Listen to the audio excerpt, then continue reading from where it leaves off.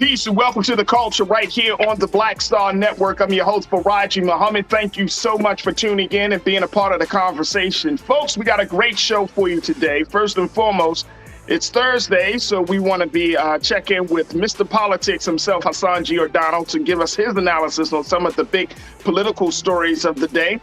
Also, let's check in with Laura Albast, who is an organizer and writer and digital coordinator for Palestine Studies, as she gives us an update about what's happening in Iran as they are 40 days after the killing of the 22-year-old Mahsa Amini, and giving us an update about the Israeli elections that's happening in a week and the impact that it will make on the struggle for the Palestinian people. We'll have that conversation.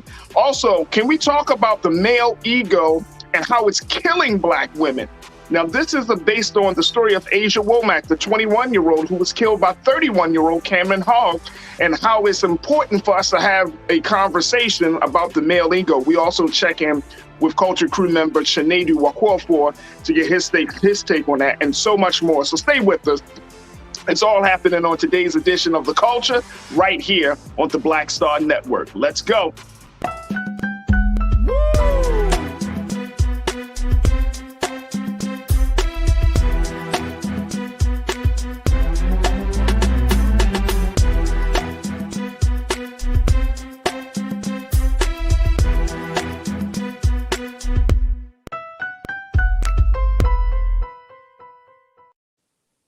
Folks, welcome to the show. Happy Thursday, and welcome to the culture here on the Black Star Network. I'm your host, Farajii Muhammad.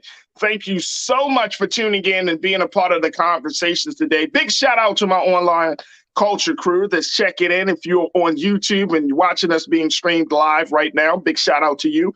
Thank you for joining us. If you're on Facebook, thank you for joining us. And if you are checking us out, if you haven't already, make sure you go to our website at blackstarnetwork.com, download the site for free, and of course, click on that button to where you can help us financially to continue to grow the network. We're taking some big steps, big strides, making some big gains, folks, and we want you to be a part of the movement. So make sure you support us here at blackstarnetwork.com. And also, if you haven't had a chance, join me in the conversation. You can hit me up on my social media at Faraj, the real Farajii on Instagram, Farajii on Twitter, and Farajii Muhammad on Facebook. As we have our conversations on air, we would love to connect with you online. So you can definitely find me there. All right, folks, let's jump right in because we are only a few weeks away. This is a very, very crazy time. Of course, the big national midterm election is coming up in just a couple of weeks. And I love checking in with my brother, Hassan, Mr. Politics Giordano, to get his take on all that is happening around this election and everything else around the world of politics. So let's welcome him to the airwaves. Hassan, my man Hassan, representing the Ravens also always. How are you, sir? Got you, baby. You know, got the throwback T-Sizzle jersey on. We're going to represent tonight. We need that. Oh, yeah. Step up. Oh, yeah. Oh, yeah. Tom is a little down right now. Yeah, Patrick Queen's my guy on defense right now, but I can't see myself wearing a jersey with the word Queen on the back. So I'm going to just go with Suggs, right? Keep it moving, right? But tonight, we're going to make it happen. We're going to make it happen. We're going to make it happen. All right, Hassan, let's first talk about something that I think a lot of people are really, really concerned about. And I didn't know how deeply concerning this is until I actually read a piece around the Department of Justice. It's a federal concern about the security of the polls.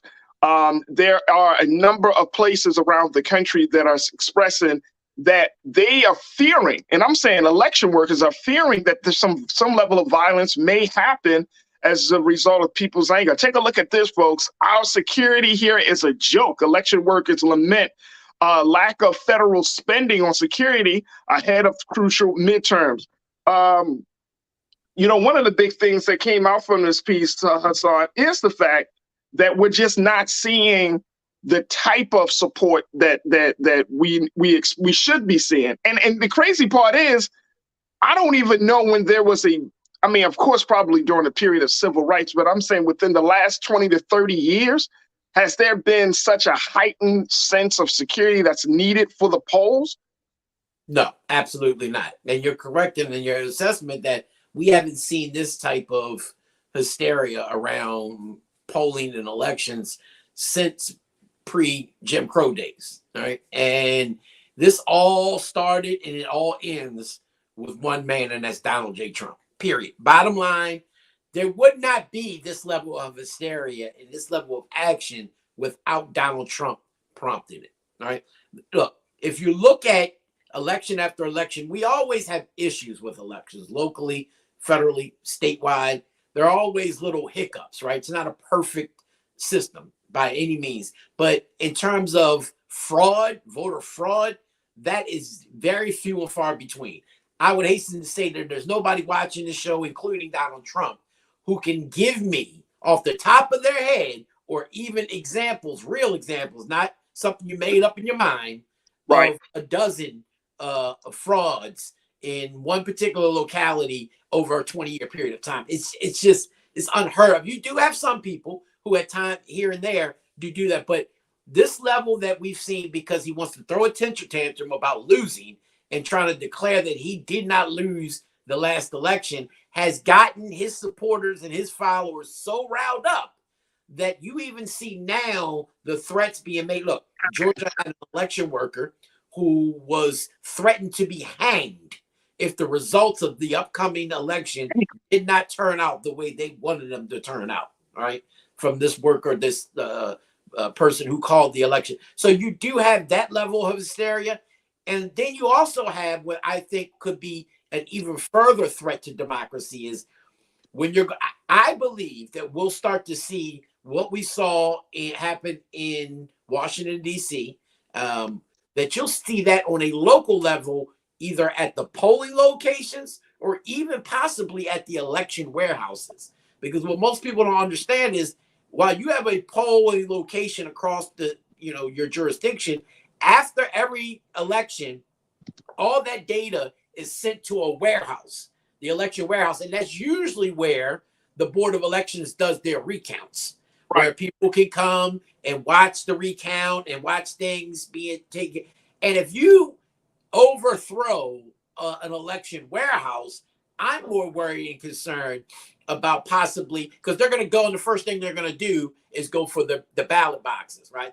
They're going to go for the polling machines, not realizing, people don't get this, that a lot of the polling machines, and obviously vary state to state, are done, even though they're done on a physical paper ballot, they're fed through a machine, and then that stuff is uploaded, and then it's not only that, it's backed up on hard drives. So they may, overthrow an election warehouse hypothetically, and they're going to go for the machines, not realizing that all that data is already backed up. So it's not like you're going to stop anything, but I think that it's going to lead to further threats to democracy. But I'm more concerned, Farajii, about the southern states that have all but eliminated voter protection laws. That's my main concern, because what you're going to see is minorities in Georgia and Texas and Florida and these southern states who are going to have to go, above and beyond to try to prove that they've been a voter for God knows how long and actually have their ballots cast.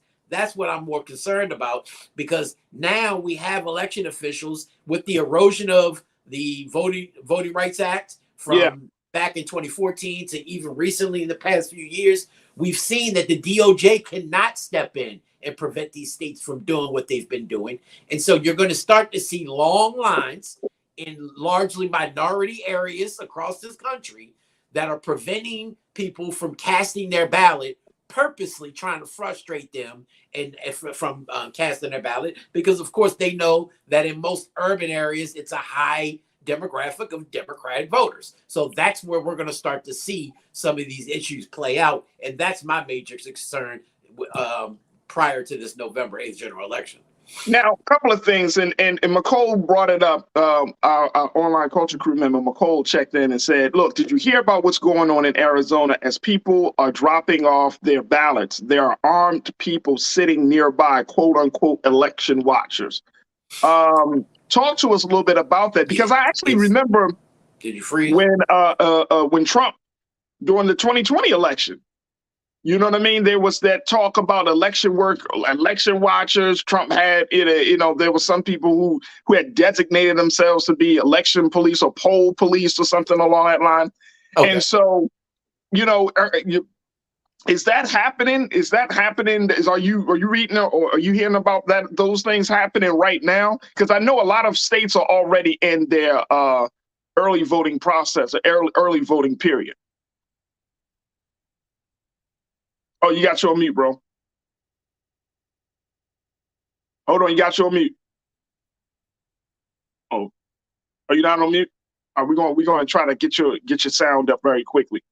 And folks, we want you to join us in this conversation. Post your thoughts as we have this discussion about the protection of the poll workers, the election workers, and protection of the physical infrastructure. Are you concerned about this? Is this a concern? Post your comments in on our streaming as we're streaming live on YouTube, as we're streaming live on Facebook. Are you concerned about if the polls are going to be safe? If you have already gone to the polls to do some early voting, what did you see? If you plan to wait until November the 8th, are you concerned that there may be some issues of security at the polls? Let me know your thoughts on this, folks, as we continue to get my brother Hassan back into the fold. Better than Avi, you checked in and says, does getting mad at political issues mean I'm getting older? Does getting mad at political issues mean you're getting older? You know what, Better than Avi? I'm the same way, actually. I started to care more about what people are doing, what our local political leaders are doing. I don't think it's about just getting older. I think you're just becoming more informed and you want to know what's happening. So I think it's a good thing. When you're younger, you sort of kind of, put your hand in see what's going on with politics. But yes, as you get older, you want to know more about the election. We got Hassan back. Hassan, can you hear me now? Yeah. Can you hear me? All right, cool. So talk to us about these armed election watchers. What's your take on that, bro? So first, Avi, you are getting old, as is Farajii. Farajii got gray hairs. I remember he was, teenager back in the day. But and that's a good thing, right? We want to get older. Right. We want to be here. We want to care about these type of things. Right. The problem is these people who are armed at the polls, they care a little too much, but they don't care about democracy. They care about what they want. That's the problem that we have in this country today. It's all about what I want now, right? It doesn't matter about what my neighbor wants, what my family. It's about me, me, me, me. And that's what you see now. These people have taken it upon themselves to take America back, like Donald Trump is always. That's what MAGA really stands for. Making America great again is talking about what we talked about at the beginning of this program, pre-Jim Crow, right? That's what we saw. That's what our ancestors saw. We didn't see it. Our ancestors saw when they tried to go cast their ballots back in the day and had to count jelly beans in order, a big jar of jelly beans. You had to count. You had to guess how many was in it in order to be a registered voter. That's what they're trying to implement today to keep us from casting our ballots. And we cannot allow them to win that, right? They're trust and believe. They're not going to fire us. Well, at least, God forbid, I hope not. Fire a shot for you to do that, but it's intimidation.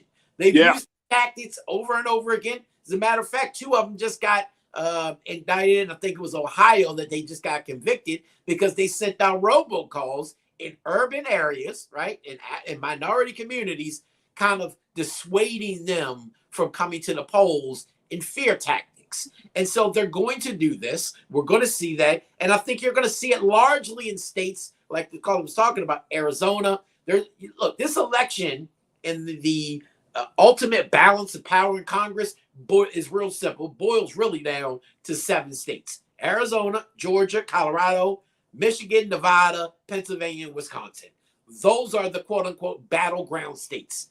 That's going to decide the control of the Senate as well as the House in some parts, right? Yeah. And so you're going to see a more heightened sense of security, hopefully, as well as these so-called Trump type of poll workers, poll watchers, so to speak, at these drop boxes. And those drop boxes really came into play, Farajii, during COVID, post-COVID, because we didn't really have the mail-in ballot the way we had it prior to COVID, right?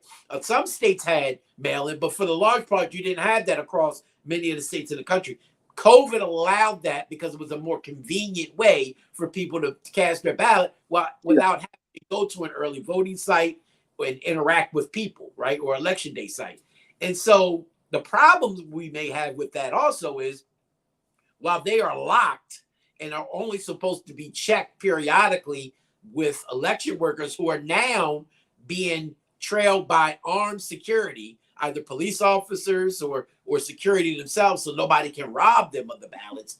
I can start to see that people are going to start to break into these boxes. I can see those Trumpists being able to break into these boxes to take out these ballots in urban areas. They're not going to do it in areas that they think are going to vote for their candidate. And so we have to be cognizant of that and take the necessary steps and put the required money behind the DOJ to be able to protect the ballot and the vote of everybody across this country. Hey, look, bro, as we talk about this, there's some real and take a look at this. Ballot box watchers in Arizona face lawsuits by voting rights advocates. I mean, you might see a bunch of these folks, some especially like as you said, Hassan, in southern parts of the state. I mean, of the country. This is really, really scary and unpredictable and uncertain, because people are so, passionate about, and you're saying it's not necessarily about democracy. It's just about power and getting what you want. And if you can't get what you want, therefore I'm going to resort to some level of violence. So it's absolutely scary that folks go this far. But I hope that the country, whether it's police departments, state police departments, or whatever, or even federal police, that they put the money. I know they had some money allocated for poll workers and poll protection, and some of that money was taken back from the government. So this is really interesting. This leads us to the next part about Donald Trump, where people are saying, and there's a report out right now, people are saying that President Trump is plotting to steal the midterm and the presidential election. So take a look at this, folks. This is from Vanity Fair. Take a look at this. He's already plotting. This is what the report says. According to reporters, check this out, y'all. According to the reporters, Asavin Subbangi and Adam Rounsley, during these meetings and conference calls, pro-Trump groups, attorneys, Republican Party activists, and MAGA diehards often discuss the type of scorched earth legal tactics they can deploy, and have gamed out ways to aggressively challenge election outcomes they're unhappy with, i.e. ones in which Republicans don't win. One route they reportedly plan to take on election night, if a clear winner is yet to be announced, is the one Trump deployed in the early hours of November 4th, 2020, in which he declared, "This is a fraud on the American public. This is an embarrassment to this country. We were getting ready to win this election. Frankly, we did win this election."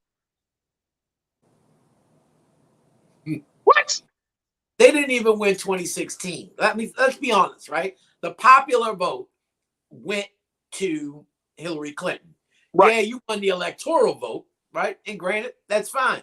You didn't win this election. The problem with this is they're taking it way too far. And it bothers me as someone who really respects the institution of government, because look, I had a candidate, former Mayor Sheila Dixon here in the city of Baltimore, who outright won the mayoral election in 2016. Right. And it was said that she won, and they robbed her of it, right?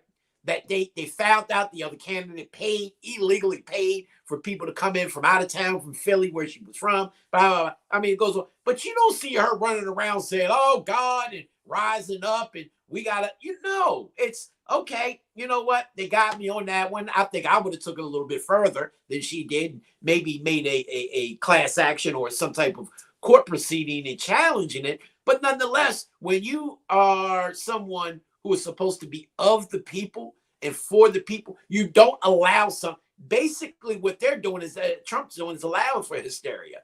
It's like he knows that he benefits from this, and he doesn't care what the ramifications are. And what he's not understanding is, and maybe he is, because I don't think he's a dummy by any stretch of imagination, what we're going to end up having is a civil war all over again in this country, because he has empowered a new sense of, I don't even know what to call it in these individuals. These were individuals who were racist, who had these beliefs long before Donald Trump. but Right. just held them in check until Donald Trump empowered them and emboldened them. And we're starting to see this across the board. Now, I just say I would hope, because a lot of people don't realize when you're going to these polls and they're harassing these poll workers, what we fail to realize is that many of the workers you see at the polls are average, everyday citizens like you and I. They're there getting the paycheck just to do their civic duty and man the polls. They're not actually election workers. The workers, the paid people who are trained and certified in this stuff, aren't the ones that you're engaging when you give your voter registration card to. And they're not them. They're at the Board of Elections offices or at the warehouse, and they're overseeing the election. But the people that they're engaging and trying to act like they're ripping off this election and that it's some big conspiracy are average, everyday voters like you and I. They just getting paid a couple $100 to sit there for 12 to 13 hours. That's it. And I agree with you. I agree with you. Here's the concerning part, that in those elections where they're too close to call, and then automatically you got some Republican standing in front of you and say, oh, no, I won. No, we won. And then next thing you know, if once the votes do, come in and they find out that they didn't win or something, you know what I mean? Like it's going to create some violent backlash as a result of people just not accepting the truth of the matter. When Donald Trump said, I remember that night, and I'm sure you did too. It's like one of those moments, like, where were you when that happened type of moment. When Donald Trump stood in front of the cameras 2, 3 in the morning and said he won the election against Biden. It was a Hillary. I think it was against Biden. Mm. And we were just like, what alternate universe is this dude talking about? What is he? You know what I'm saying? And then it's like, it's problematic on so many levels, Hassan. You and I know it. You know what I mean? Like, in terms of, by us both being media professionals, in terms of propaganda, in terms of not, completely devoiding people of their votes, even if they voted for you or against you or whatever the case may be. I mean, there's just so many fundamental things that are wrong about this whole situation.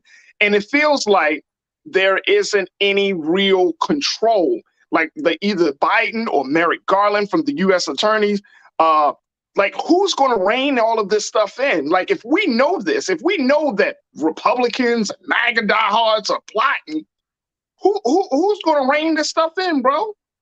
Well, here's the difference, though, and this is why I feel a little bit more relief now than I did then, is because the biggest difference between now and that election was that the DOJ was controlled by Donald Trump, right? The entire federal government was controlled by him because he was the incumbent.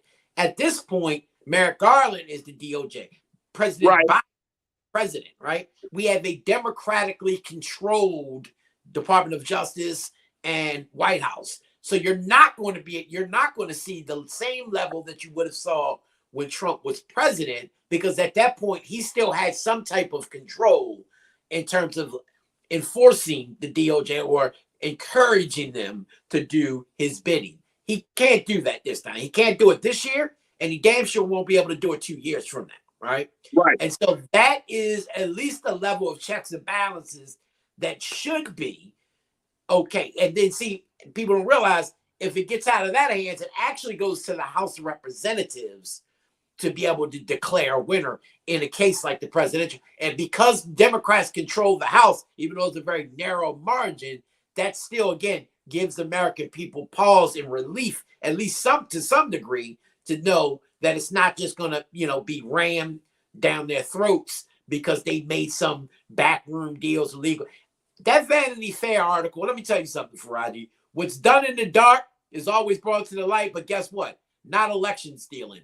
I would be leery of where they got that information from, because you can best believe if they're really trying to steal an election, you and I ain't never going to hear about it until maybe after it's already over with, and maybe later on. But I'm not paying, because that's the type that, hey, look over there while I'm stealing something over here. That's what I feel about that article.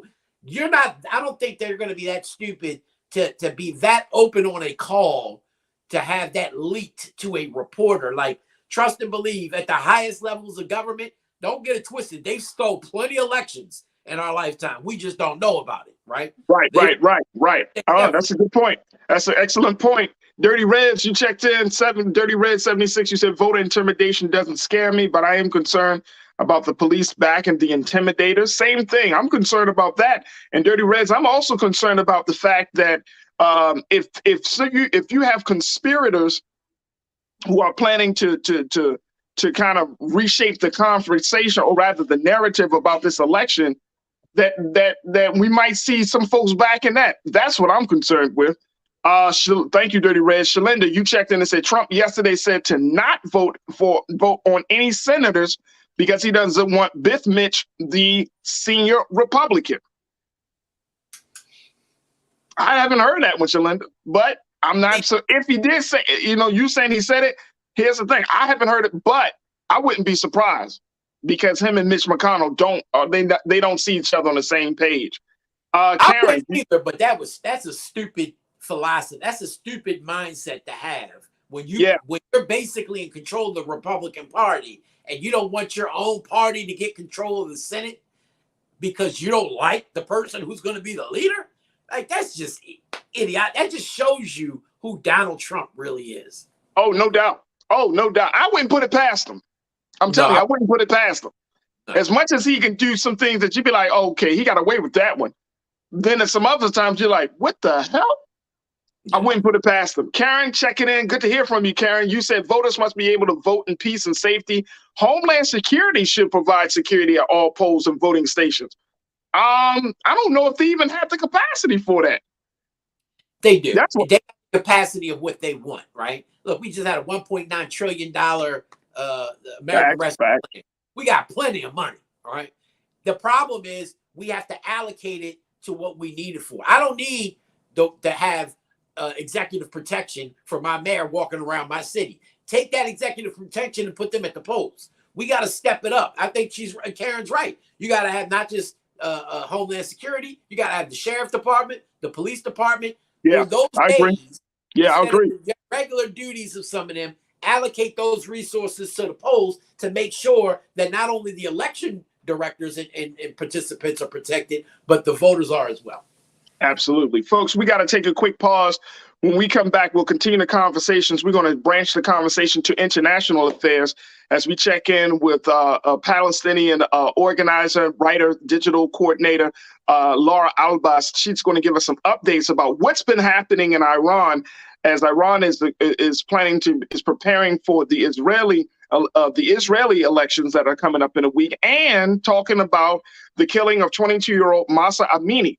This is the young lady that was killed while in police custody, and it has created a firestorm of protest from women all across the country of Iran, Palestine, and throughout the region, as women are finally saying enough of these draconian dress code laws there in the region. So we'll have that conversation. So stay with us. It's The Culture here on the Black Star Network.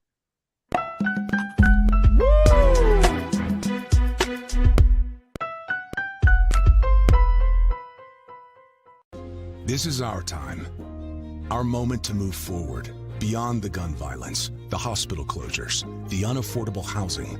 Brian Kemp's Georgia for the wealthiest few. Stacey Abrams is looking out for every Georgian. She'll invest our $6 billion surplus in the fundamentals, education, healthcare, housing, and a good living, putting more money in your pocket to build one Georgia where everyone has the freedom to thrive. Hatred on the streets, a horrific scene, a white nationalist rally that descended into deadly violence. White people are losing their damn minds. An angry pro-Trump mob storms the U.S. Capitol. We're about to see the rise of what I call white minority resistance. We have seen white folks in this country who simply cannot tolerate black folks voting. I think what we're seeing is the inevitable result of violent denial. This is part of American history. Every time that people of color have made progress, whether real or symbolic, there has been what Carol Anderson at Emory University calls white rage as a backlash. This is the rise of the Proud Boys and the Boogaloo Boys. America, there's going to be more of this. Here's all the Proud Boys, guys. This country is getting increasingly racist in its behaviors and its attitudes because of the fear of white people. The fear that they're taking our jobs, they're taking our resources, they're taking our women. This is white fear.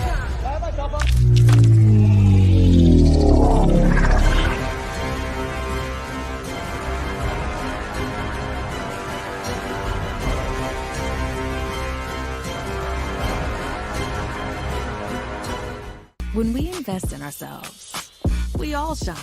Together, we are black beyond measure. When you talk about blackness and what happens in black culture, we're about covering these things that matter to us, speaking to our issues and concerns. This is a genuine people-powered movement. There's a lot of stuff that we're not getting. You get it, and you spread the word. We wish to plead our own cause. Too long have others spoken for us. We cannot tell our own story if we can't pay for it. This is about covering us. Invest in black-owned media. Your dollars matter. We don't have to keep asking them to cover our stuff. So please support us in what we do, folks. We want to hit 2,000 people, $50 this month, raise $100,000. We're behind 100,000, so we want to hit that. Y'all money makes this possible. Check some money orders. Go to P.O. Box 57196, Washington, D.C. 20037-0196. The Cash App is $RM Unfiltered. PayPal is R Martin Unfiltered. Venmo is RM Unfiltered. Zelle is roland@rolandsmartin.com.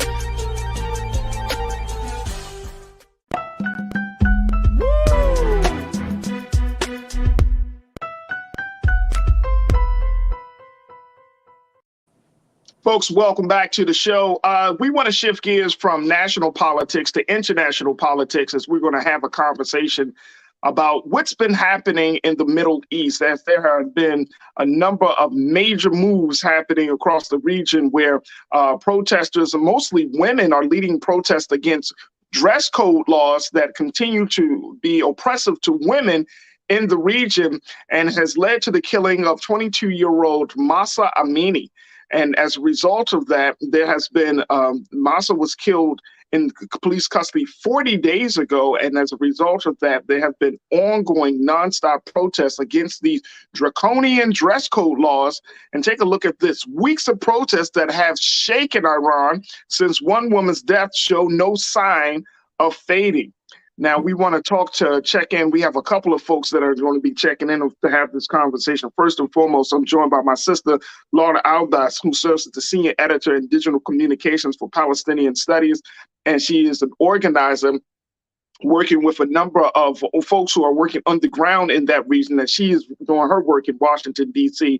and across the country. In a few minutes, we will also bring in Brother Shanabi Wakanda, who is our culture crew member, who is in charge of who is a diversity, equity, inclusion specialist. And we still got my brother Hassan Giordano, Mr. Politics, the founder and owner of DMV Daily Media Group. But Laura, let's start off with you. First and foremost, thank you again, Laura, for being with us today. How are you?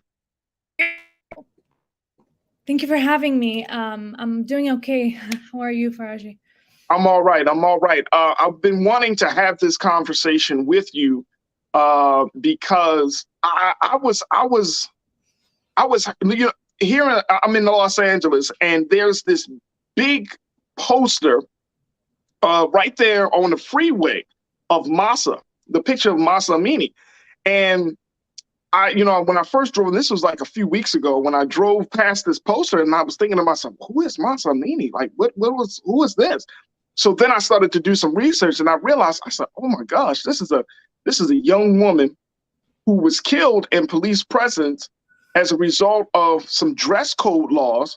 And as a result of that, it created a firestorm of protest of women who are deciding to say enough is enough, taking off their hijabs and showing their faces. And I mean, it started off with a quiet revolution, but now it has exploded. What's the latest with this situation? So just to give a brief on everything that you mentioned, so the signs that you have been seeing, some in New York, some in LA, those have been paid for by some Iranian diaspora activists who have been raising money to raise awareness about what's happening in Iran, because traditional mainstream media has not been covering it as much. There has been more coverage now, but not in the beginning. It is 41 days of protests right now.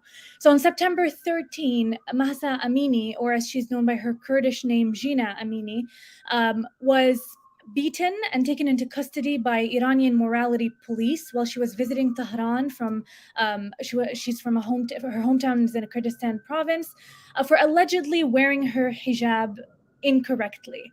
On September 16, she died because of the injuries inflicted by Iranian police. They basically killed her. That pushed people out to the street to protest the laws that are discriminatory against women, that make wearing hijab compulsory, that take away the agency of women over their bodies, their voices, their own freedom. And a slogan that we've been seeing during these protests has been women, life, freedom. That has been circulating around. This dress code is imposed on women by the Iranian regime, by the Iranian theocracy. Since 41 days, people have been beaten. They've been attacked, assaulted, imprisoned, and this includes people who have been protesting, as well as journalists who have been covering these protests. Majority of them are women. These protests are led by Iranian women, and yesterday marked 40 days since Mahsa Amini's death. And 40 days is religiously symbolic in Islam. So mourners and protesters went to her hometown to pay their respects at the cemetery where she is buried, and they were faced with attacks by Iranian security forces. They shot at them. You saw women take off their hijab and wave it in the air, which has become sort of the image that we're seeing all over Iranian protests. And we are now 41 days. I don't think this is going to stop. The protests have been going on for a long time, and they're calling for one thing: a change in regime, freedom and rights for all people, including women. So a couple of things, and we're going to bring my brothers into this discussion in a moment, but a couple of things. One is this: so she was killed simply for wearing her hijab the wrong way, based upon the area that she was in. That's based upon their laws. I want to make sure I'm clear on this. Is that what you're saying? Yes, that is what I'm saying. And I also want to make it clear that these laws are not just in Iran. There are many laws around the world that are oppressive against women, which is, for example, anti-abortion laws in the United States, hijab bans in Canada or France, or making hijab compulsory in Iran. So it's important to look at that in that context, that women are seen as second-class citizens. They are not respected. They are oppressed. So she was beaten and taken into custody because of that. And there are two other young women who, many have died, but there are two other young women that we've seen on the news recently. They're actually schoolgirls, 16 years old, who protested in their school by removing their hijab and waving them around. That was around the end of September, and they were both found dead. But Laura, sister, yeah. What is the for a violation of this? Is that the punishment? Is beating on a woman the quote unquote the normal punishment, or is there something prior to this getting to that place where you're physically beating on someone? What's generally the punishment for that violation? That's what we have been seeing. There is no warning of put your hijab on properly or else. There's being taken into custody and being beaten. And this is because there's this extremist perception of what a woman should look like by the morality police. There are a range of punishments. There's fines, there's beatings, there's jail time. Morality police do as they see fit. We've also seen cases of sexual harassment by morality police on some of the women protesting. So they have morality police in Iran and in other parts. But these are police that are responsible for dress codes and what else? They're responsible for keeping up with the traditions of what the state believes are traditions of the state, of the culture of the state, whether it's how women are dressed, how they appear, what they say, how they act. These are all by the Iranian regime. They decide. They decide. And they say it's based on religious texts, but religion is not violent. It's people who are violent. Absolutely. Now, what is, as a result of this protest, Laura, at all of these protests, women are taking off. What is the big goal that protesters, activists, are we talking about? What exactly? Like, what do y'all want to see? What is it talking about? Dismantling the morality police? Is it talking about, change the laws? What are some of the goals here? So there are many goals. A lot of this, and the main one is a change of the regime, going towards a more secular government, giving rights to women that do not, and giving agency to women. But there are nobody is a monolith, right? No people are a monolith. There are some activists who are calling for U.S. sanctions, and there are activists who are saying, no, we do not want intervention. We just want attention and solidarity as we take on our own fight against our oppressive government. So we've seen both here and there, and that's what I can say about it. Yeah. I want to bring in my brother. So we got Wakanda Forever, who is the Diversity, Equity, Inclusion Specialist. We got Hassan Giordano, Mr. Politics. Sinedu, when we hear about stories, and this story really touched me, brother, to be honest with you, which is why I'm so happy to have my sister on, because, when we think about all of the rights and freedom conversations and diversity conversations that we have in this country, there are still places in the world, Sinedu, where we're still light years behind in some of this. And my concern is, especially for women, if this is being done to women in modern day times, 2022, what do we do with that? I think it's very important that with what's going on in Iran, is that folks understand that what is happening there is a global attack on women, period.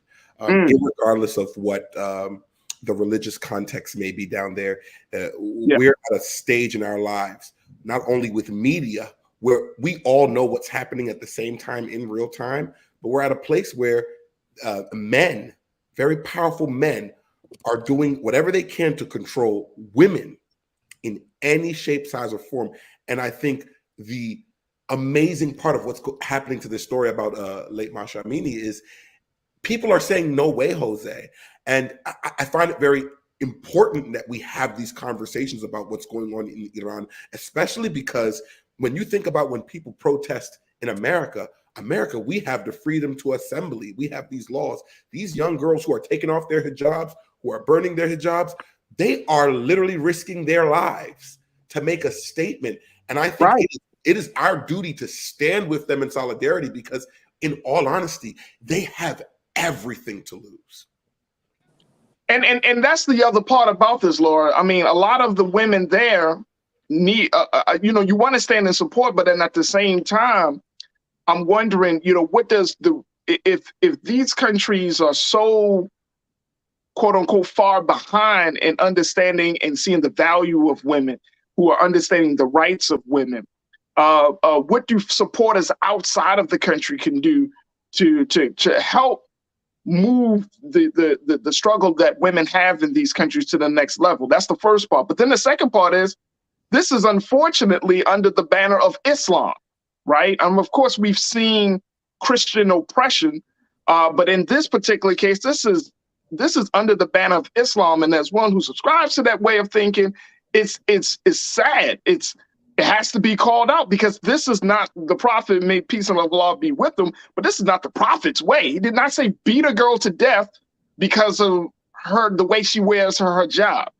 This is so sad and sickening at the same time. Talk to me, Laura.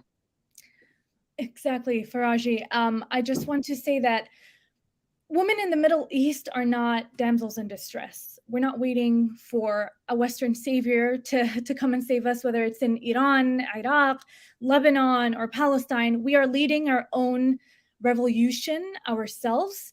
We just need the support and attention and solidarity of anyone who is privileged enough to amplify the voices that are back in the Middle East, that are in defiance of oppressive regimes, and specifically oppressive regimes. And we have to keep in mind that, the United States supports regimes that are oppressive, that regularly jail, kill, and abuse innocent people, innocent women, including Saudi Arabia, and including apartheid Israel. But the United States doesn't care about the people in these countries. It cares about its own interests, whether it's oil, influence. But for some reason, Iran is treated differently than Israel or Saudi Arabia or Egypt or the UAE. It is seen as the boogeyman when these are all oppressive regimes that are doing the same thing to their people. And you are right. This is not what Islam teaches us. This is a regime that needs to be held accountable. People want a certain state that gives them their rights, where they can walk freely, where they can say whatever they want, where they can wear whatever they want. If they want to wear the hijab or not, it is their business. It is not the state's business. And it's terrible what we're seeing today, but it's also inspiring to see all these people in the street consistently for 41 days calling for women, life, and freedom. Hassan, talk to me in terms of, we know the politics of it here in America, but across the waters, the political system is very, very different. When you hear about the case of our sister Mahsa Amini, happening, and you see women protest, what should we expect? What do you foresee happening? How do you think this is going to impact the relationship that America has with the Middle Eastern region? And what do you foresee happening over the next couple of weeks? Well, my heart breaks first and foremost for the young sister and our family, right? It's a 22. That's what we got to understand. This is a 22-year-old young woman who was murdered. Right, we see this right here, George Floyd and everything we saw in America.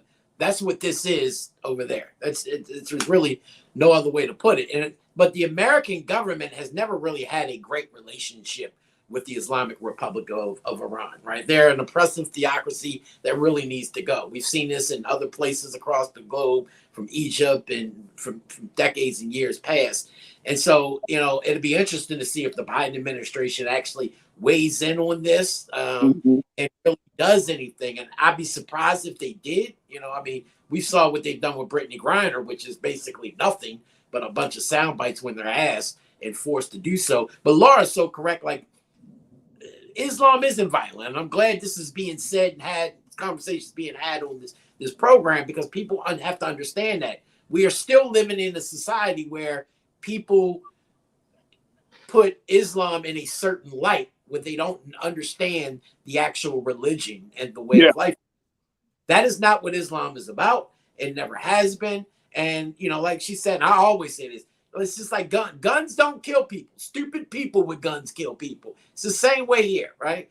Islam does not kill people. It does not condone this level of violence. Unfortunately, the Iranian regime has always done this, right? This isn't nothing new, but I'm glad it's finally coming to the attention. We saw this in Egypt when they stood up, and we saw the protests, and it was a change there. And I think people are watching this who are actually suffering those same oppressions. Take an example from this right here and be able to do this, because again, it's never a big effort to start. It always starts with a small core. Unfortunately, the lady and a couple others had to lose their lives because of it. but hopefully we get to a better Iran because of it. Let's go to a couple of comments very quickly. Nisa, 1971. Nisa, good to hear from you, sis. You checked in and said, no rights and so much oppression for women in Islam, but also strict Christian communities. Yeah. I think, Nisa, we see oppression just in religion in general, right? And this is the thing. I think Laura, Sinead, and Hassan. This is why I think a lot of young people, in particular, especially in this time, turn away from being labeled. I'm a Christian, I'm a Muslim, I'm this or I'm that, because there has been so much damage caused and there's so much pain caused in the name of these religions, right? And so many, the next generation is not trying to attribute their beliefs or their value system to this oppressive expression. These religions aren't oppressive, but the expression of them and the interpretation of them coming from mostly men makes them oppressive. So good point there, Nisa. Dirty Reg, you said the thing about religion is we have to differentiate between tradition, man's laws, and God's laws. And I think, to your point, Laura, that's one of the big challenges. How do you, and to Dirty Reg's point, how do you think that is going to play out? Because, yes, we're seeing these protests. It doesn't seem like they're fading. We know that there are a number of women in this region that are rising up who are taking off the hijab. But how do we make sure that it doesn't tip into the other scale where theocracy is thrown completely out the window, where God's law is completely thrown out the window? I mean, how do we establish that balance from your vantage point? I think one thing to be clear about is Islam is a religion that respects women. We say that paradise is under the feet of mothers. We say that you must respect your woman, you must respect your mother, your sister, your friend. This is not a religion that hates women. This is a religion that welcomes women openly. And we've seen this historically in the region and abroad. I don't think this is a question of where do we draw the line. I don't think that it is at all. I don't think this is a question of religion at all. This is a question of an oppressive state that wants to control its people. It wants to have full control over women and queer individuals in its own state and its own country. This is about state control, state police. It's not about religion. I think everybody has to have the freedom of choosing their own faith and practicing their own faith the way that they see it. I may not wear a hijab, but my cousin does. That does not mean that we are not faithful to the same degree. It just means that we choose to practice our faith in different ways. Yeah, absolutely.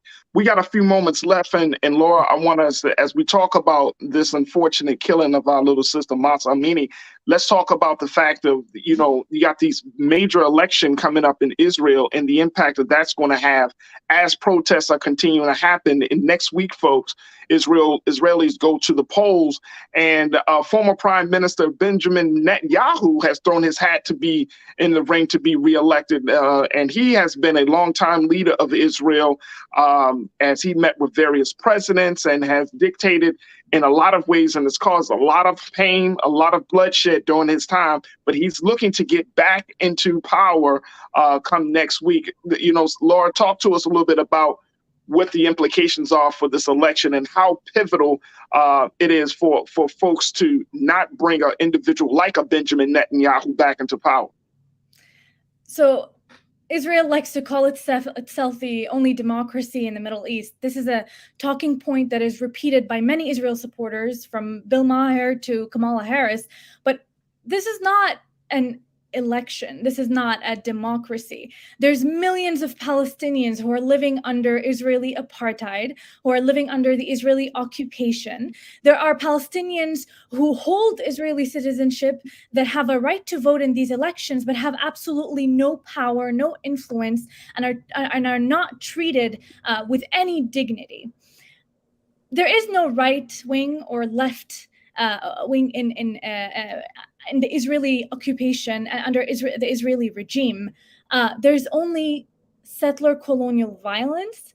There are settlers who exist on land that is not theirs, who take over homes that are not theirs, who kill children that are not theirs. So yes, Israel is going into, what is it, the fourth or fifth election on November 1st. Clearly, they're not coming to an agreement of who they want for them to lead them. But we know that regardless of who the prime minister is, and there is a possibility that Netanyahu would come back, that the policies will remain the same. Ethnic cleansing, apartheid, no accountability whatsoever, killing journalists, killing children. And there's one politician who's rising right now, and people may be familiar with him from social media or just from TV.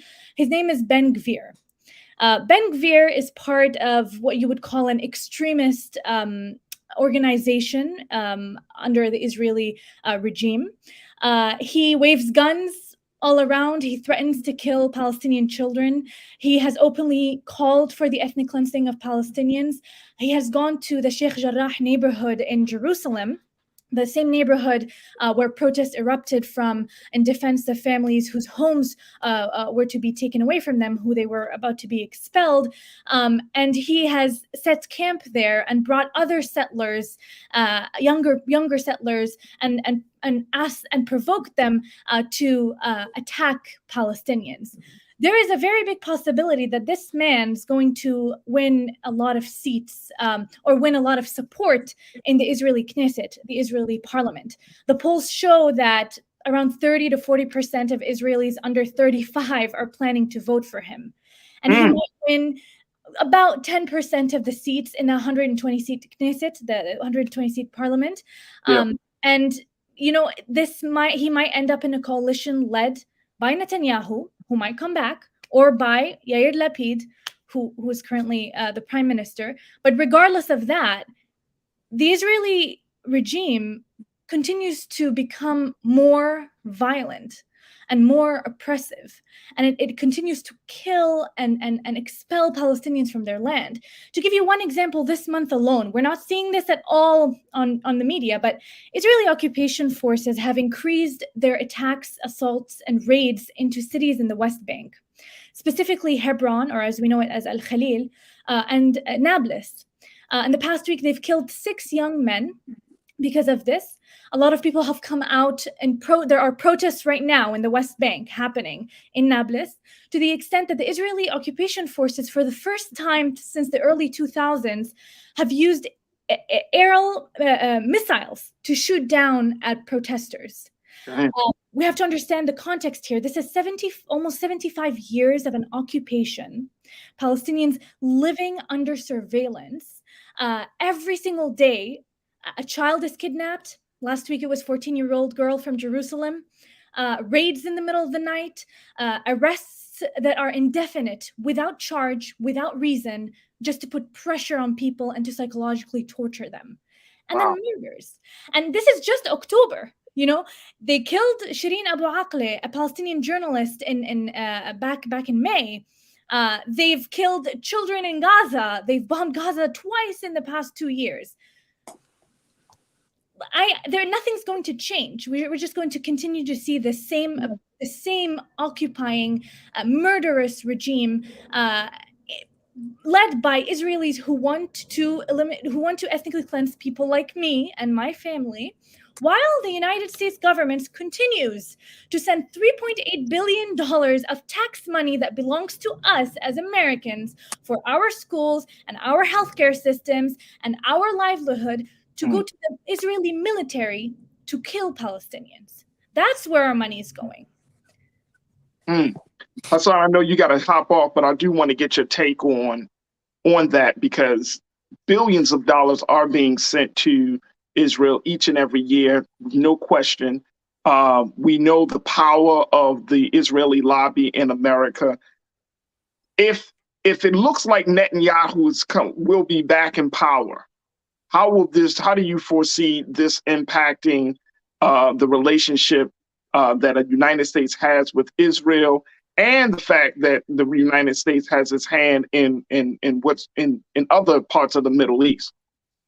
Yeah, well, I've always personally felt, and I think quite a few have felt, that America has unfairly and unjustly been way too close to Israel. Yeah. All relations with the Middle East. Now, I personally, the United Nations did a disservice to Israel back in 1947 when they had this Jewish state, right? That obviously the Israeli leaders at the time didn't even really want it. They just went along with it. Arabs did not. Obviously, Palestinians were locked out of that process, as the sister was talking about. What kills me, though, is Benjamin Netanyahu has basically killed the relationships Israel's had across the globe, including here in America, over his 12 years of rule and reign and terror, because that's all it was. This man is still under indictment. He's still being charged with crimes right now as he's running to try to get back his seat of power. And she was talking about Ben Gvir. It's funny. It's not even funny because people who don't understand the politics of Israel look at Ben Gvir is like Donald Trump of America, right? This is a very extreme individual. And yet Benjamin said just last year when he lost his seat of power, he would never make him a minister in his alliance back then. Now, because he sees his power and his influence, he's trying to bring him in as a part of his coalition. In the past week and a half has said multiple times that he will make him a minister in his regime. And mind you, this man has already said, Ben Gvir said, I'm not taking nothing, ceremonial. I want real power. And power to them is safeguarding not only their positions, but also they're trying to be able to have a coalition that looks to choose their own judges, that have wide range immunity from prosecution from their own politicians, and a viable mechanism to be able to judge and strike down anti-democratic legislation. So this is the type of coalition that Netanyahu is trying to put together. And it's unfortunate. And I think that he will be victorious, unfortunately, the way the polls have suggested, because Lapid just doesn't seem to be able to gain any traction. Wow. I know we got a few moments left, Laura, and I want to get your response to that, because from what I've learned about Netanyahu and the things that he has been responsible for, man, I hope if Israel is serious about trying to turn a different chapter, trying to stop the reign of terror, then they wouldn't elect Benjamin Netanyahu back. But I'm with you and Hassan, it's going to take the relationships crazy. And now, even more so than that, and I never understood why we don't have more in-depth conversations about the level of support that's given to Israel from the United States.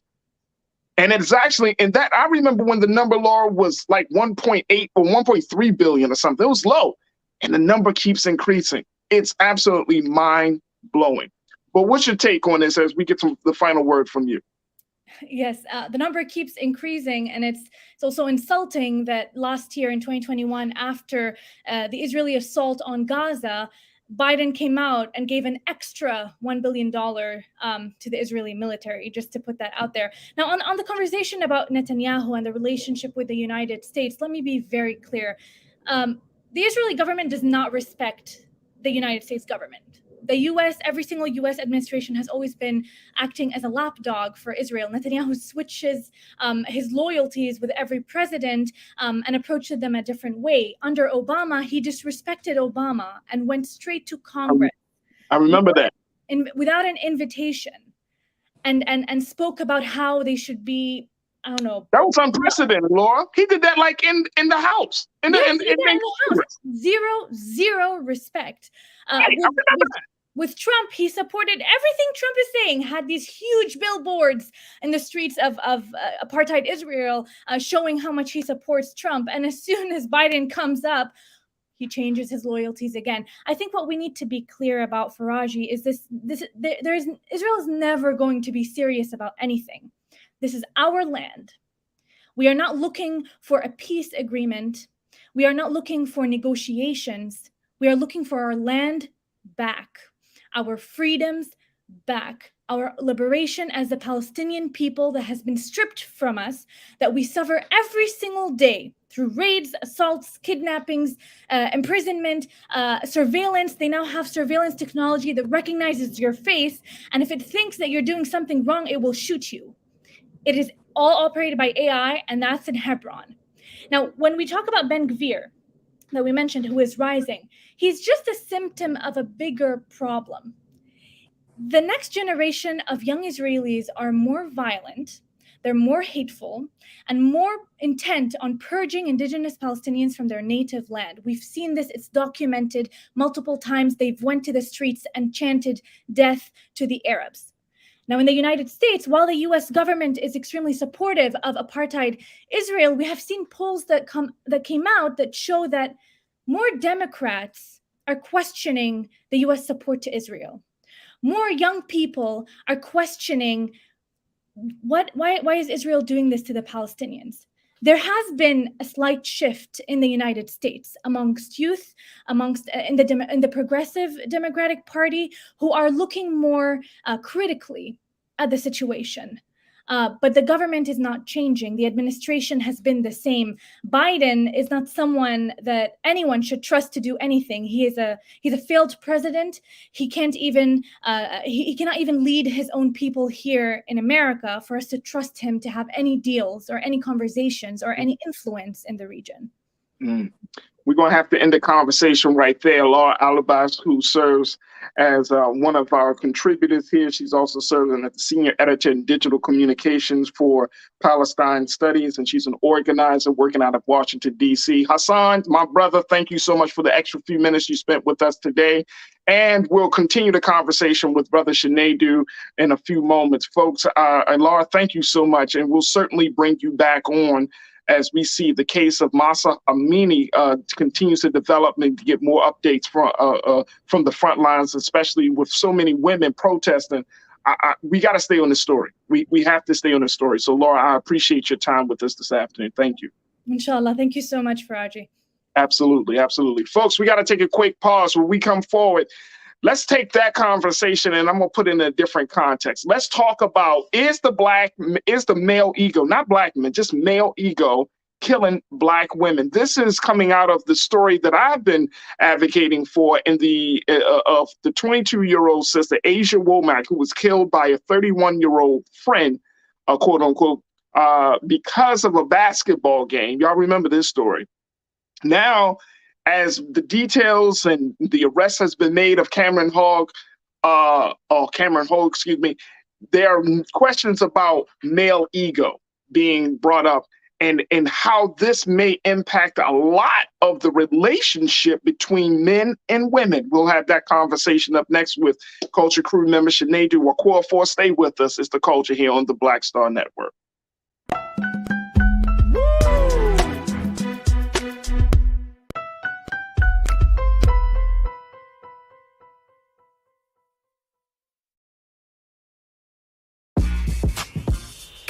When we invest in ourselves, our glow, our vision, our vibe, we all shine. Together, we are black beyond measure. Pull up a chair, take your seat. The Black Tape with me, Dr. Greg Carr, here on the Black Star Network. Every week, we'll take a deeper dive into the world we're living in. Join the conversation only on the Black Star Network. I'm Deborah Owens, America's Wealth Coach, and my new show, Get Wealthy, focuses on the things that your financial advisor and bank isn't telling you, but you absolutely need to know. So watch Get Wealthy on the Black Star Network.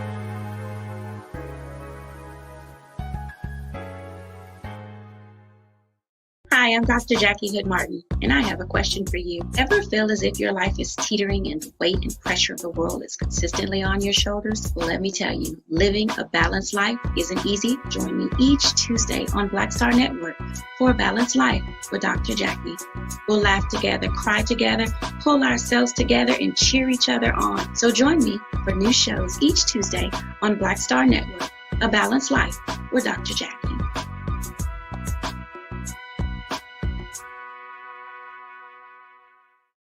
When we invest in ourselves, we all shine.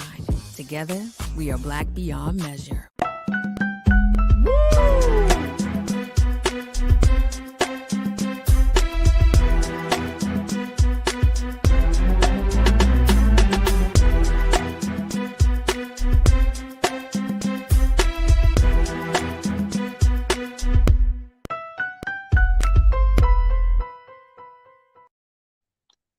folks. Welcome back to The Culture here on the Black Star Network. I'm your host, Farajii Muhammad. Thank you so much for tuning in. Folks, I want to bring in my brother, Sinedu Wakanda, who is a Culture Crew member.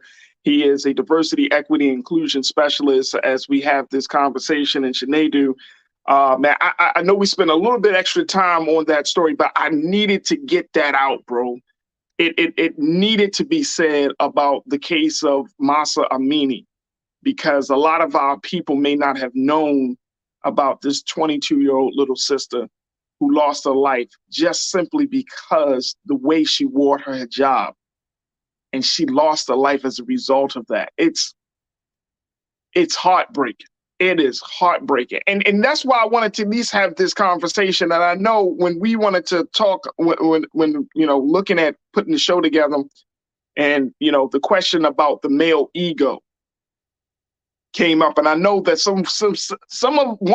I knew a Culture Crew member was going to say, Farajii, we're the women. You got to have a woman to talk about this. But I wanted to talk about it with you first, just simply because as men, we need to talk to other men about this, because we know where women stand. I think a lot of women understand it. They experience it. They feel it. But I'm not sure if men really understand how our ego can lead to a woman's demise, or lead to a woman feeling less than herself, or even lead to a woman being killed. Just as much as we saw Mahsa Amini getting killed because she broke some law on how she wore her hijab, we see a situation like Asia Womack, who was killed because she was a young woman who beat a grown man in basketball, and he could not handle it, brother. He could not handle it. And when I read, you know, I'm gonna stay on this story, folks, because it just mind-blowing that the male ego is so fragile, Sinedu. And you work with young men, you work with young women, you're in the work of diversity and equity inclusion. I mean, you work with our people.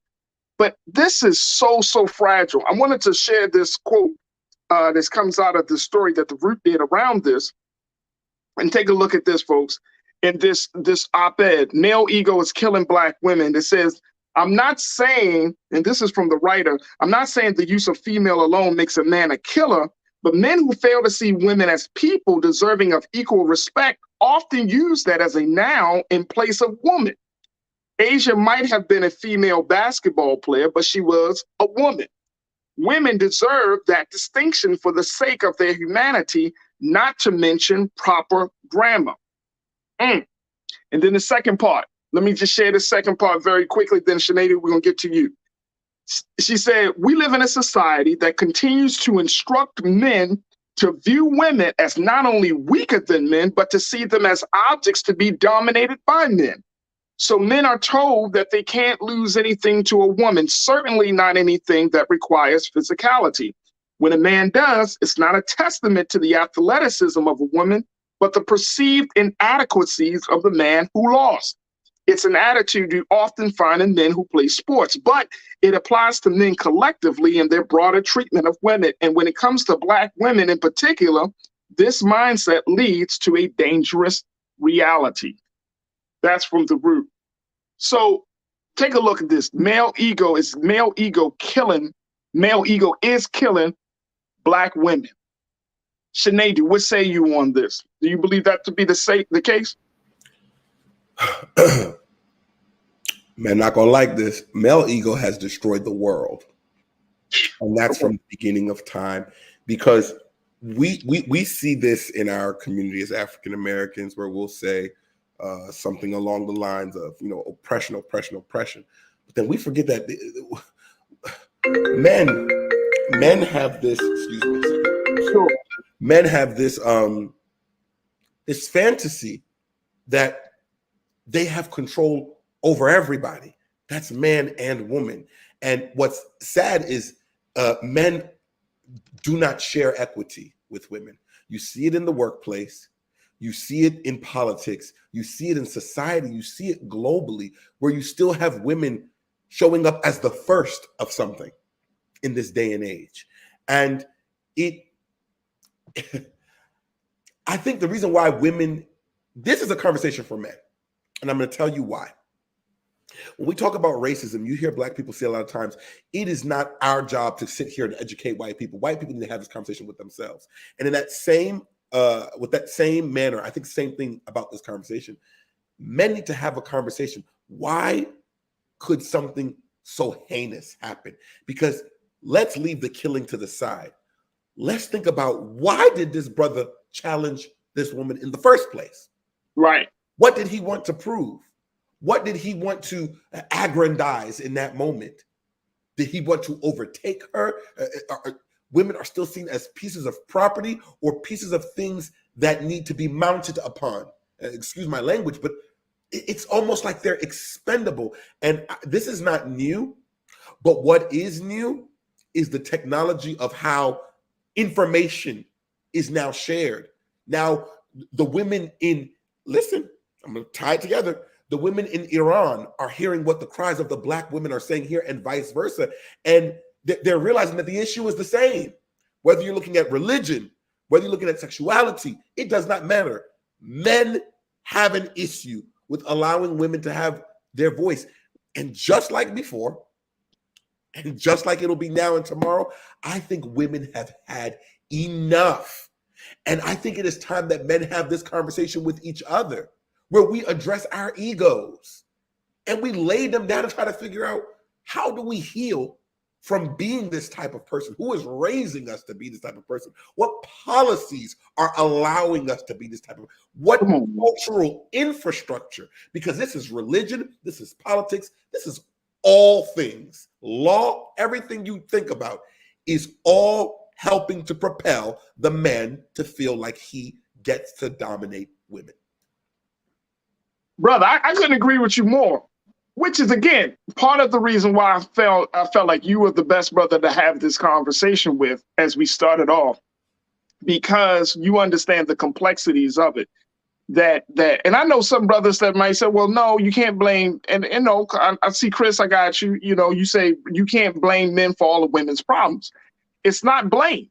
This is simply about taking responsibility and being accountable for what we have done, how our ego has shaped a woman's view of herself, has shaped the relationship that we have with women, how our ego is expressed through policy, right? Whether you're in economics, a political or social space, how our ego has created or has power in shaping the culture of how we deal with one another. I mean, it's coming from that. And then we can say Black man ego, we can say white man ego. But the point is that men, we have dominated, right? And our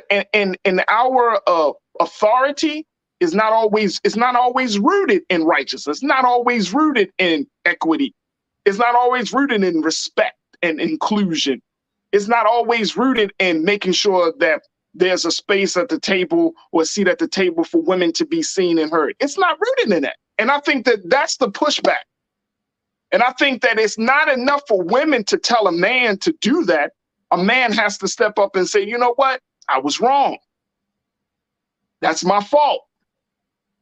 I take accountability for allowing my ego to dictate how you should be.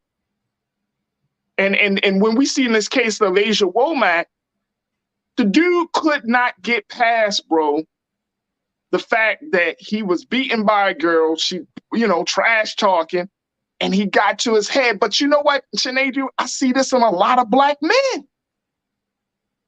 A lot of these young brothers, and this ain't no bashing, because of course I'm a young Black man, I've been there. But a lot of these brothers don't have the thin skin, man. They talk so hard on we talk so hard on the street. We talk so hard on each other, right? But then the moment somebody confronts you, you don't have what it takes. You can't take a joke. You can't take a tease. You can't take being beaten by a girl, quote unquote, or a woman. Mm-hmm. Yeah. And I think listen, it's not about blame. Like you said, it's about responsibility. And, I hear what Chris is saying. But at the same time, you have to think about it. The reason why I think men have such a high responsibility in this case is because back to the Amini case, for there to be a change in that country legally, who's going to make it? All men. Here, the abortion case, the highest percentage of the people who are making the decision are what? Men. So the reason why I say we have a bigger responsibility, because the scale is skewed. It doesn't matter how equal things need to be. I think it has nothing to do, in my opinion, this has less to do with women and more to do with, why do men feel like women are the things that need to be conquered? Why do men feel threatened by a woman? But then we say things like Mother Nature, Mother Earth. You don't disrespect your mother, the thing that whence life came from. You disrespect that. And it's not about blame, but remember, that young girl who got killed could be your sister, my mother, my aunt. It could be anybody. And we shouldn't wait for it to be somebody close to us for it to affect us. And furthermore, there should be a greater respect for our women, and more importantly, for ourselves. We are sharing this planet. We are sharing this earth. We are sharing this experience. And if we continue to not see the partnership between man and woman, it's not about who is strong. You don't choose between your heart or your lungs. It's about the conjunction, the intersectionality of everybody playing their part for each other. Right. And I think men, I don't know why. No, I do know why. But I ain't gonna say it here. But I think it is high time that men start questioning themselves, because we want to remove the blame from us until your sister, your mother, your aunt replaces the name of the newest headline. Let me just share with you, because our online culture crew, man, they're having a conversation and you know, they're checking me and want me to be very clear. My brother, who I greatly respect, Brother King Lee, he said, Farajii, perhaps it would be nice to state immature males, because not all men, emotionally immature men. And that's true. And you know, and I'm gonna be very clear, King, I got you. Immature men that are in our community, right? But why are these men immature? Because somewhere along the line, we still, in our community, as part of our current culture, we still hold on to the belief that men don't cry, men aren't weak, men don't serve nobody else, right? Really, because let's take it back, Sinead. You know the history like I know. We go hard, black men in particular, we go hard on our women, but when we're around white men,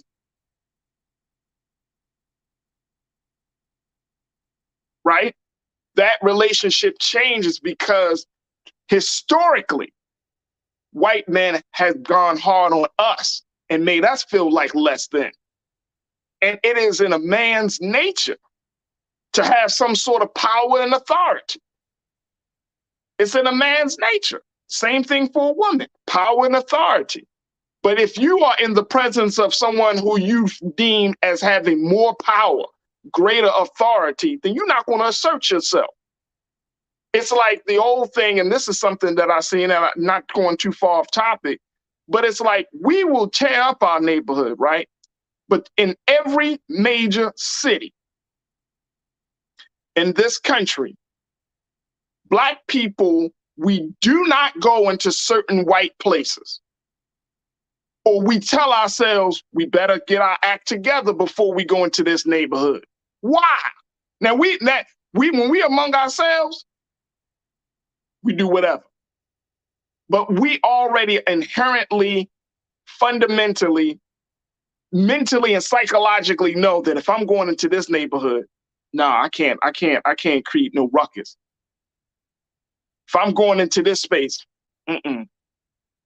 So we, and so this is an attempt to, at least for us, to start to look at ourselves and to get back to a place that where both men and from both women can find power, authority, and authenticity. And brother, especially like the work that you do in the workplace, that we learn that we do have a problem. And I'm saying as a man to another man, we have a problem.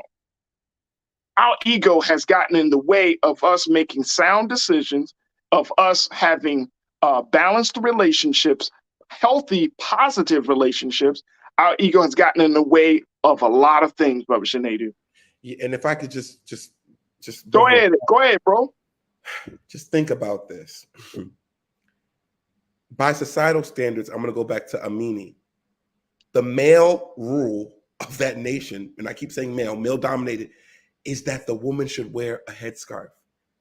She had it on, but it wasn't in the same fashion that you would like.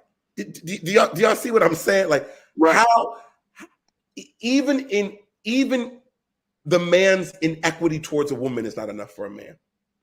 Because you see that a woman in America makes maybe 60 or 65 cents to $1 to a man, but then you'll find ways that's still not enough.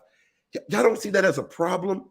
And the reason why I bring this up is because when you throw race in it and it's about white versus black, we automatically have a reason why the playing field needs to be laid and this is unfair, this is unfair. But then now when you bring this leveling scale in, you know, all of a sudden it's like, hold on a second, it's not all men, but we all are responsible. We all benefit from it, whether you're immature or men. Men benefit from a system that has been male dominated from since almost forever. So whether we are mature or not, the system is set up for the man to do well. Just like it doesn't matter if the white man is rich or poor, the system is set up better for him than it is for a black person. I think we need to see that correlation. Now, as it comes to black people, I do believe that we have to be fair and speak of slavery and how that amplified this phenomenon. But at that same point, I say this to my brothers every day. At some point, do you not wake up and look at the mirror and just say, I want to be healed? Come on, man. Like, come on, Shanadu. Come on, bro. It's time for maybe the mature men to come and ask the immature men, do you want to be healed or do you want to keep walking a zombie, a dead body living? Come on, brother. Come on. Shanadu, you talking to my soul, man. You talking to my soul right now. And I think that's the point, bro. That is the point. Like we can't keep going down this lane. And this is why, I mean, this case, y'all, of Asia Womack hit me so hard. You know, I put out my little pieces on Twitter, but it didn't hit me so hard because it's like we are literally killing each other. And I'm thinking, to your point, Shanae, you saying, do we want to be healed? See, a man that's asked himself the question, do you want to be healed, has the potential to be healed because he's already came to the point of questioning his own behavior, questioning his own thinking. So if you're at that point, then there's some hope for you. But if you're not even posing a question, this is the power of questions. This goes to the power of questions. And I love what you asked that. For those mature men, when you see a young brother acting out of character, acting out of himself, because that's not really who he is. He's trying to play to somebody else's perception or expectation. To ask him, brother, do you want to be healed? Whew. Now, that question right there alone forces me to ask, well, when was I violated? When was I hurt? How was I hurt? Who hurt me? Let's go back to the culture crew. Willie, my guy, you said, I believe that the perception of strength is skewed. We're told to be strong, tough, protector, and provider. When these descriptions aren't met, it causes a mental break. I agree. When a man doesn't meet the expectation that he set for himself and for that others expect of him, then there is a break. There is a huge break. Now, Sinead, what do you advise to people in the workplace when they don't meet certain standards of the workplace, right? Especially men. When they don't meet certain standards of the workplace, when people start to see that their performance is not as high as it is, or they're not producing the way they should, and I'm assuming that men really take that as a blow, as a not just a workplace issue. They take it as a personal thing of, I'm not good enough. Am I wrong in thinking that? No, that's the first that's the first place it goes to. I'm not good enough, and in the workplace is always important. I think I do a little different strategies. I don't like to say, "Hey, you're failing at this," because I know that emotionally people are not always ready to handle that. That's why I say, "Hey, this isn't your best place, but I've seen you do this in this place. If you can leverage that strength and do that here, you do better." This way you leave it as a neutral comment and not as a negative, because in the process of fixing ego, we have to address it in a neutral place, because unfortunately, fortunately, especially men take things very, very personal. And I'm sure a psychologist may have more detail on this. When men usually get that type of degrading, or what they may call degrading feedback, the first thing that they're looking to do is retaliate that on somebody else, or stretch that out on somebody else. And I have been a proponent of that myself. So as I began to heal myself, and now as a professional in the workplace in an HR perspective, I said, now when I lead, I don't do it that way. I lead with suggestions. And it's not about being soft. And that's another thing. It's not about being soft. It's about being constructive. And if you look at the word constructive, I can't build by continually breaking down. That method actually does not work in this junction of life that we're in. So I think it's very important that maybe that worked before, but maybe it's not working now. Like we got more information and now we know more. So in spaces like that, I think it's very important that, and this is not about coddling, but it's about doing something in a very constructive way where all parties can benefit. Right.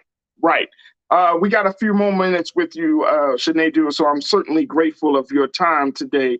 As we look at this issue of misogyny, of male ego, where does the healing start? Now that you put that question, do you want to be healed? What would you say is the one, or the first step, or the first and second step of healing to start? Because I just hate to read another story like the one of Asia Womack. I hate to read another story of the one of Masa Amini, because even at the end of the day, for that situation, a male ego, it's a man felt like it was his job to beat on a young woman, because she didn't follow his rules. Where do we start with the healing of this, bro? I think, they say admitting that something is an issue is a good start. And I think that's a very good start. I think therapy is a good start, but I am very cultural and spiritual, and you may not get answers here, but go and address your elders. Ask them how we got here. I think that's a part of the order of operations that people forget. Let's go back generations to figure out maybe how this small seed blossomed into this dangerous flower. Because I think when you know that information, then you finally do the third thing that I think is the most important, and that's go to therapy. You actually have a timeline of the before that you're doing in the now, and then you can set different milestones for what you're going to do tomorrow. But the thing is, you got to want to do it and believe it. And I use this example all the time.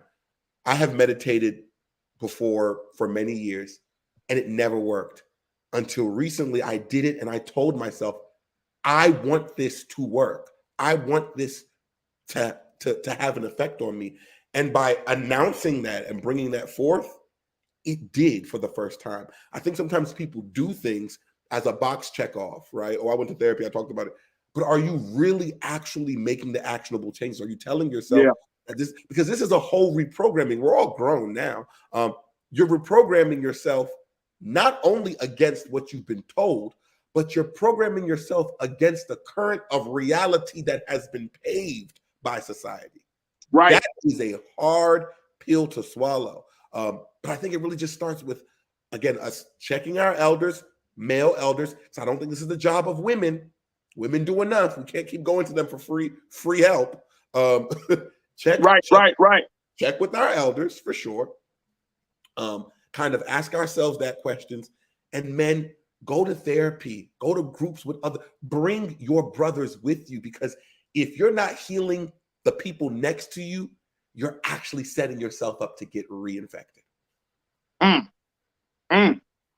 Absolutely. Absolutely. Let me see. I saw another comment from our culture crew online talking about, when a man approaches a woman, and this is more of a relationship thing, but like when a man approaches a woman and she rejects his offer, then a man starts to call her names and call her outside of, call her all types of stuff as a result of that rejection. And it's just that moment, just so quick right there in that moment that a situation can get violent, right? Where we see that being the dangerous reality that the Root article was talking about. In just that moment where a man feels like he has access, he's entitled to getting your time, your attention, your body, all of those things. And I love how you said it, brother. This is not for the woman to try to help us with. As a man, you should know right and wrong, but more importantly, as a man, you should be in tune with yourself, that when you step out of pocket, you step out of character, that you have the power. You don't need a woman to tell you how to treat a woman in the sense of, telling you what's right and wrong. It's wrong. And maybe you just need to hear that from another man. Because that's the space that I grew up in. That's the space that you got your father. I got my father. I have uncles. I have men around me who checked me and who still can check me, right? And I feel like sometimes for the younger generation, that's not necessary. They don't have that support system, bro. So that when their egos get the best of their decision making, then they're making decisions and they don't have somebody to check me. Somebody should have checked Cameron Holt and said, "Hey, bro, what you thinking about doing?" "Man, I ain't appreciate that. She made me look silly on the court, blah, blah, blah, blah." And wait, man, what you think about doing though? You really gonna pull the trigger because a little young sister beat you in basketball? You really gonna take her life, destroy your life and the community because of that? Because you can't take losing? Do you know what I'm saying? Like, men checks, we should, and that's what I'm saying. Along with that question of, do you want to be healed? It's like we got to create that boundary as men again, and it's happening in certain spots, but I'm saying wholesale, creating that space where a man checks another man. And if you want to rise up in your chest a little bit, then there's some men that can help you to bring you back down to earth. We just need to have that back in the part of the culture, because that's how a lot of us grew up. We had a checks and balance system. Men need to check men. Yes, a woman can certainly stand in, but a man needs to check a man. All right, brother, I'm off my soapbox, man. But this thing gets to, I'm serious. When I tell y'all folks, it breaks my heart. This thing broke my heart, man. And I just like, where's the boundary? Where's the boundary? Now I'm happy to hear that in this community we call the culture crew, that no man has said, well, he was right, or yeah, I mean, I can understand. No man has said that, so I'm happy to hear that. But there has to be some checks and balances. So Sinead, I appreciate you, bro. Mm-hmm. And as I said before, as we all are thinking about this, just keep asking yourself, don't think about why he killed her. Think about why he played her in the first place. That is the part that nobody wants to really talk about. Because if you already believe that you were dominating her, then what were you playing her for? But please, I appreciate you. I appreciate you. Hey, Sinead Wakanda, thank you so much. Diversity, equity, and inclusion specialist Good brother. He's an activist, always on the front line. Sinedu, I appreciate you. Thank you, brother. And God willing, we'll reconnect soon next week. Inshallah. Inshallah. Folks, we got to take a quick pause. When we come back, let me give you some updates with Trends Post and doing the most. Stay with us. It's The Culture here on the Black Star Network.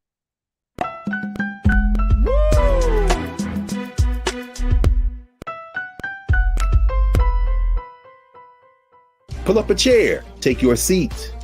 The Black Tape with me, Dr. Greg Carr, here on the Black Star Network. Every week, we'll take a deeper dive into the world we're living in. Join the conversation only on the Black Star Network. Hatred on the streets, a horrific scene, a white nationalist rally that descended into deadly violence. White people are losing their damn minds.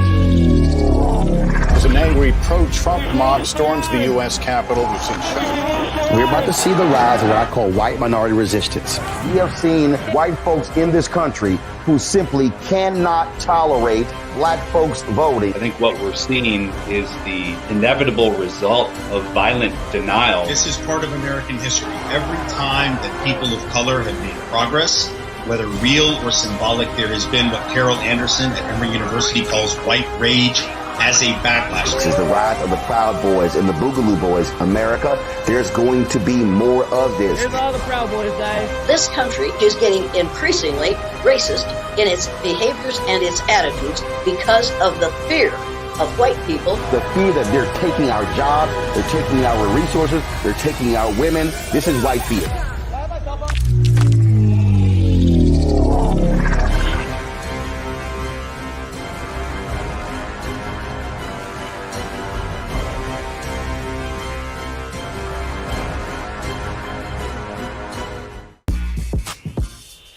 When we invest in ourselves, our glow, our vision, our vibe, we all shine.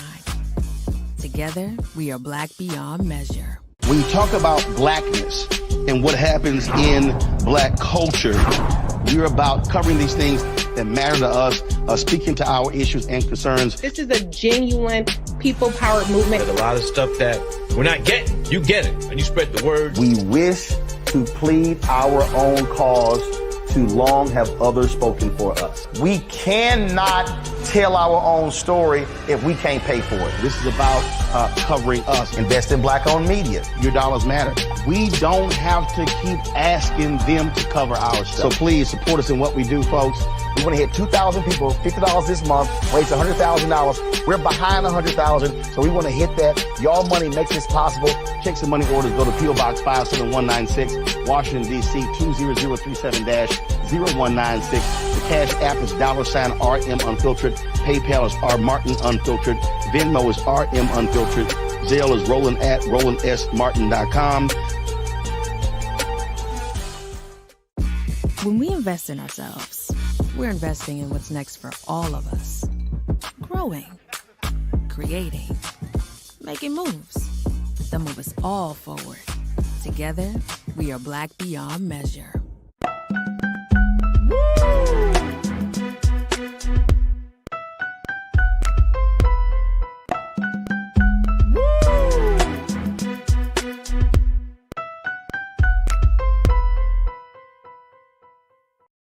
All right, folks, for the final few minutes of today's show, we just want to bring you up to speed on some things that are trending right now. Oh, man.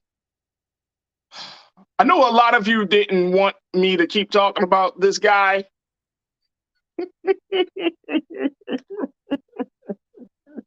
But I got to talk about him. Yay. I mean, he's like the story that this don't stop giving. Kanye West, folks. He is trending right now as he has put out, he's back on Instagram apparently. And he has gone so far as to say he's trying to recover because these corporations are hitting him hard in the pockets. As Meek Mill said, they won't hang you, they won't anymore, they will just drain your account. Well, the word is that he dropped from billionaire status, which a lot of people have been talking about, down to, oh my gosh, folks, he's down to 400 million. Oh my God, how does he live? How does he work? How does he wake up and see himself in the mirror? He's not a billionaire, he's a millionaire. He's only worth 400 million? Really? You went from a billionaire to 400 million and we still 400 million? What? 400 million? Bro, you set for life. Your children are set. But he's not even concerned about that, according to his latest Instagram post, where he posted in talking to one of the to Ari Emanuel, who is a major power broker in Hollywood and in sports and entertainment, and making the point, as he calls it, his love speech, said that he lost $2 billion in a day. Wow. People are trying to figure out, like, what? Now he's still recovering. He's still trying. He's still getting. I mean, the fallout from his comments is vicious, vicious. Now they're even saying that he said those who have been close to him said that he has been a personal admirer of Adolf Hitler.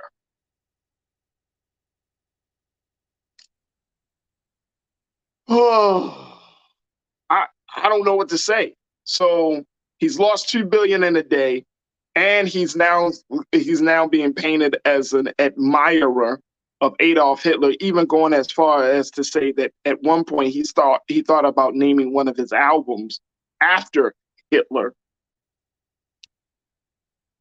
I don't think we will see the end of this fallout today, folks. I think this is just going to be, we might see something even over the next few weeks. So if you are tired of hearing about Kanye West, I don't know what to tell you, because the fallout is absolutely real. And when I saw this story about Hitler, I was just thinking to myself, like, man, this is a cautionary tale for so many people.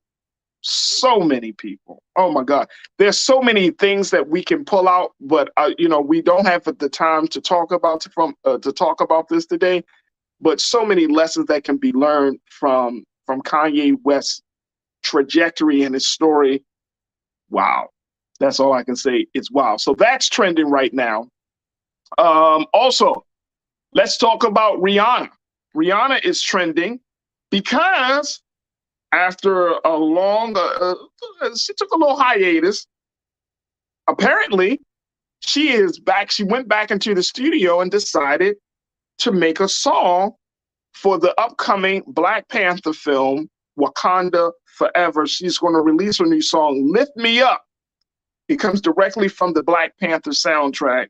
And Marvel Studios hinted at the news of the song's release on its official Twitter on Tuesday. And many people are all for it. And it's set to release on Westbury Road, which is Rihanna's label, in partnership with Rock Nation, Def Jam Recordings, and Hollywood Records. It is her first release of new music since her album Anti back in 2016. Man, let me tell you, Rihanna is just doing it. She could drop out of the music world. She pulled a Maxwell.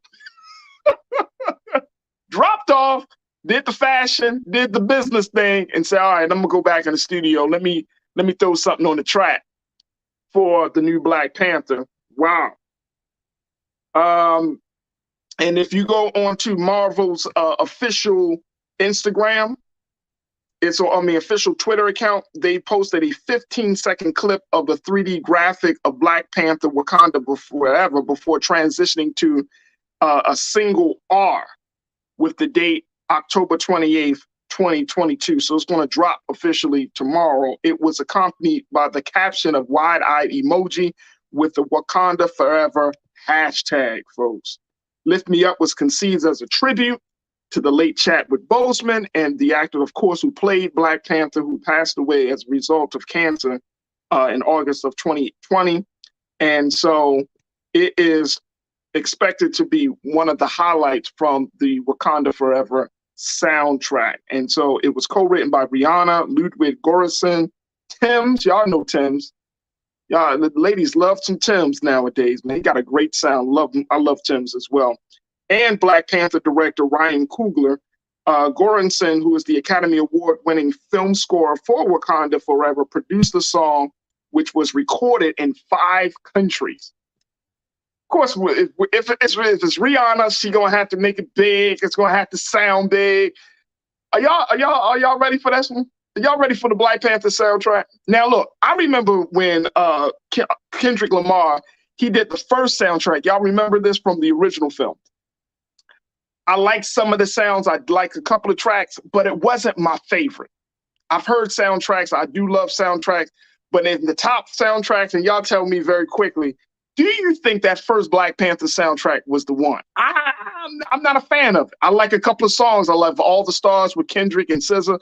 There was a couple of tracks on there, but the soundtrack and as a whole project was not my favorite. I thought the soundtrack was going to sound much different than it did, but it is what it is. And so we'll see if this one really pops off. But Rihanna is back in the studio with this new song. Now, is this an indication she's going to drop a new album? Because many people have been asking that. We don't know. We don't know. We don't know. We don't know if Riri's coming back. And what would you expect from Riri? She's got a baby. She's a mom now. She's a billionaire. She's taken over. She's taken over the world with lingerie and everything. So what do you expect from Riri? Is she still anti? Is she still anti? Is she anti? She probably can find a way. We will see. We will see. So that's what's posting. That's what's trending right now.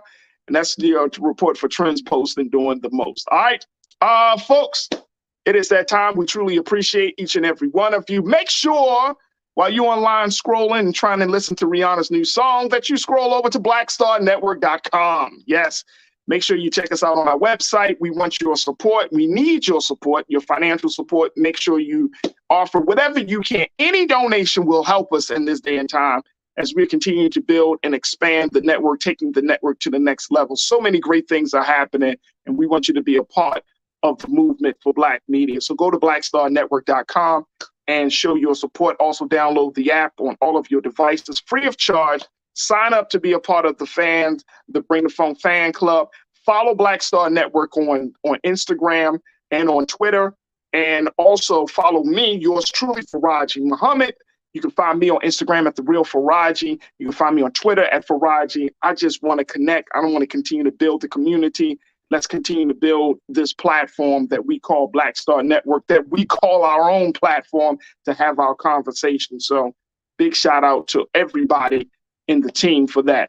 Also, I want to thank my production team. I want to thank Joel. I want to thank Ariel. Thank my man King Keenan. I want to thank our control room. I want to thank our very, very special guests that were able to join us. We want to thank Laura Albas. We want to thank Hassan. We want to thank Sinead. Oh my gosh. This is just a phenomenal, phenomenal situation. Tomorrow, I got an announcement. I'm gonna drop it tomorrow. Oh, I can't wait. I can't wait, y'all.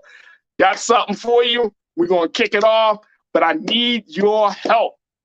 So tomorrow, I'm gonna share with you what a new segment that we're gonna be debuting. And so we're gonna have this conversation tomorrow. I gotta drop something for you. So for all of you that have been riding with us, y'all will truly, truly appreciate it. And I know so many of you will have something to say about this announcement. So expect something big to be dropping tomorrow. We're going to have that.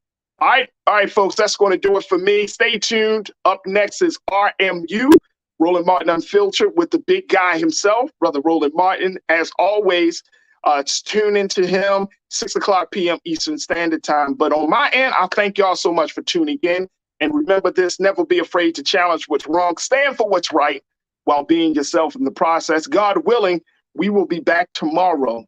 We have some more guests coming on tomorrow. Got my big announcement tomorrow. It's going to be a great way to end the week. So make sure y'all tune in tomorrow for another exciting day and another exciting edition of The Culture right here, exclusively here, only here on the Black Star Network. Have a great day, folks. Talk to you soon. Peace.